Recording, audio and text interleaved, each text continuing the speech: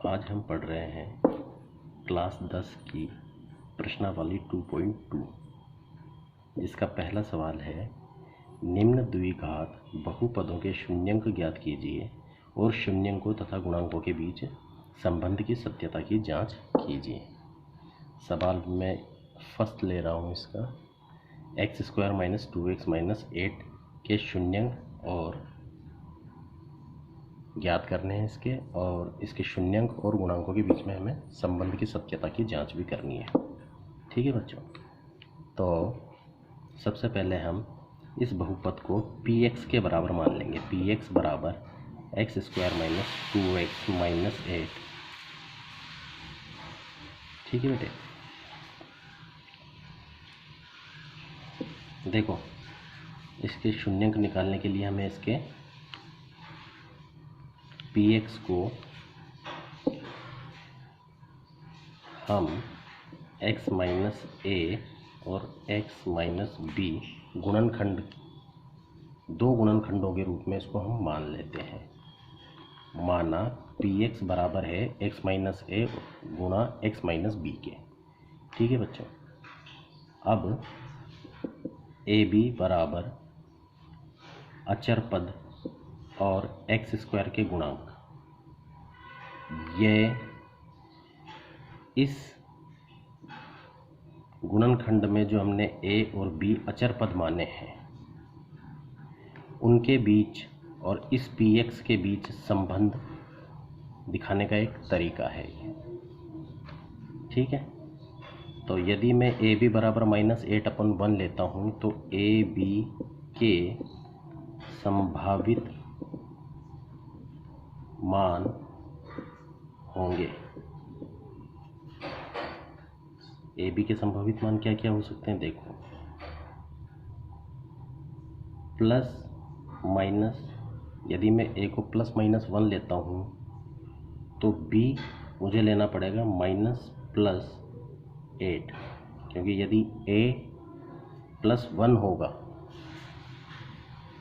तो ab का गुणन चूंकि -8 आ रहा है तो b मेरे को -8 मानना ही पड़ेगा, तब जाके ab का गुणन -8 होगा।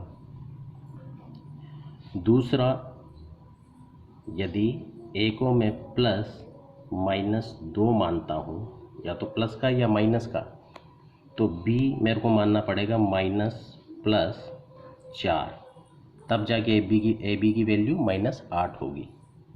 ठीक है बच्चों, तो ये 4 संभावित मान हम लेकर इसके शून्यंक निकालने की कोशिश करते हैं। ठीक है, देखो px में x बराबर -2 से प्रतिस्थापित करने पर, px में x बराबर -2 से x को प्रतिस्थापित करने पर, सॉरी मैंने यहाँ गलत लिख दिया, प्रतिस्थापित x को -2 से x को प्रतिस्थापित करने पर, है ना। तो p बराबर p-2 यदि मैं लिखता हूँ तो यहाँ इस समीकरण में मुझे x को -2 से प्रतिस्थापित करना पड़ेगा। तो x² की जगह मैं लिखूँगा -2 का होल स्क्वायर, -2 x की जगह लिख दूंगा -2 और -8, तो ये हो जाएगा 4, ये हो जाएगा +4, ये हो जाएगा -8। तो px -2 की वैल्यू 0 के बराबर आ रही है। ठीक है, तो शून्यंक, तो -2 px का शून्यंक हुआ, -2 px का एक शून्यंक है। ठीक है बच्चों,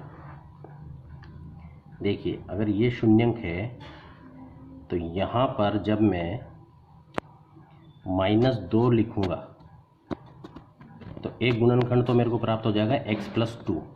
ठीक है, अब यहाँ देखो ए की वैल्यू अगर मान लो मैंने -2 मानी है, मैं रफकारी में दिखा देता हूँ। ए बी बराबर, अगर मान लो ए मैंने -2 मान लिया है और ए बी बराबर दिया गया है -8 के, तो ए बी बराबर -8 है और ए -2 है, तो बी कितना हो सकता है?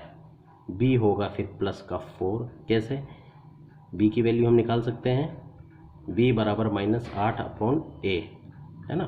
तो बी बराबर -8 और ए की वैल्यू -2, माइनस से माइनस कैंसिल हो गया, बी बराबर 4 आ जाएगा। ठीक है, तो हम डायरेक्ट बिना दिमाग लगाए अब दूसरा शून्यंक जो हमको लेना है वो x बराबर 4 मान कर लेना है। x बराबर 4 पर px का मान निकालते हैं। ठीक है, तो p4 बराबर x² - 2x + 8, ये हमारे पास समीकरण था। तो x को 4 से प्रतिस्थापित कर देंगे हम, तो 4 का होल स्क्वायर -2 4 + 8, है ना। तो ये हो जाएगा 16 - 8 + 8।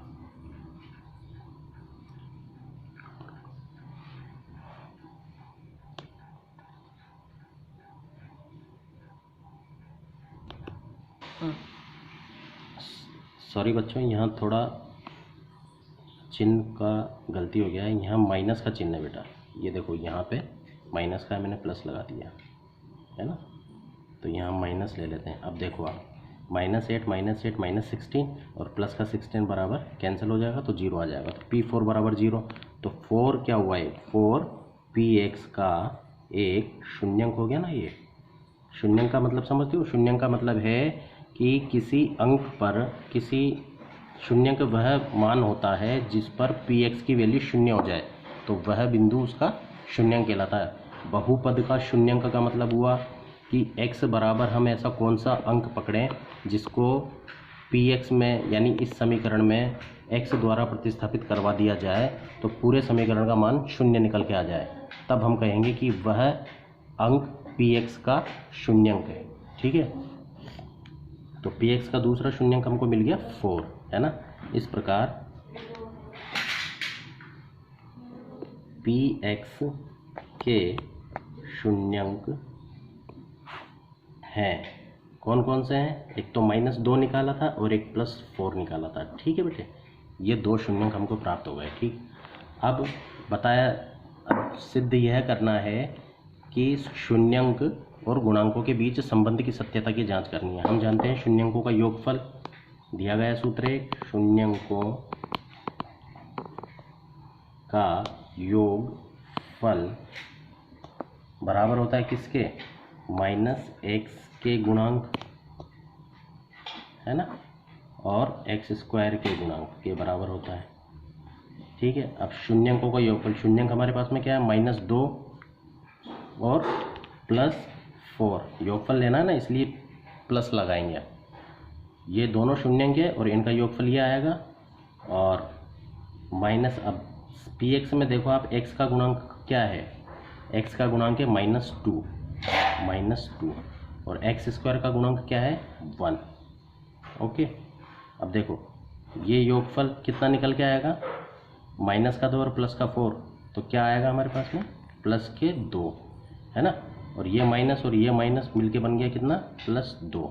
यानी जब शून्यंकों का योगफल भी 2 आ रहा है और x के गुणांक और x² के गुणांक का ऋणात्मक अनुपात भी 2 आ रहा है, तो इसका मतलब यह संबंध सत्य है। ठीक है, तो कह सकते हैं हम कि शून्यंकों का योगफल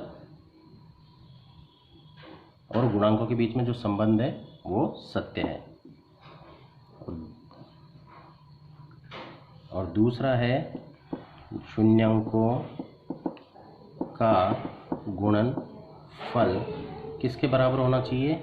ये होना चाहिए अचर पद बटा x² के गुणांक के, है ना बेटा, ये इसके बराबर होना चाहिए। अब चेक कर लो, शून्यंक हमारे पास में क्या है? -2 और 4, और चूँकि गुणनफल निकालना है इसलिए 2 शून्यांक हमारे पास में -2 और -4 है, तो इनका गुणनफल कितना आएगा इस तरह से -2 गुणा 4। ठीक है। अचर पद हमारे पास में दिया गया है -8 है ना, ये दिया गया है -8, ये यहाँ पे दिया गया है -8, दिख रहा है बेटे, -8 हमें अचर पद के रूप में दिया गया है ना। और एक्स स्क्वायर के गुणांक कितना है, एक्स स्क्वायर का गुणांक हमारे पास में 1 है। ठीक है। अब देखो शून्यंकों का गुणनफल कितना आ रहा है -8, और ये अनुपात भी कितना आ रहा है -8। जब दोनों पक्ष बराबर आ रहे हैं तो इसका मतलब ये जो संबंध है ये सत्य है। जब दोनों पक्षों के मान बराबर हैं तो इसका मतलब क्या हुआ, इसका मतलब हुआ कि संबंध हमारा जो शून्यांकों और गुणांकों के बीच में जो संबंध है वो सत्य है ना। अतः तो शून्यांकों व गुणांकों के बीच संबंध सत्य है।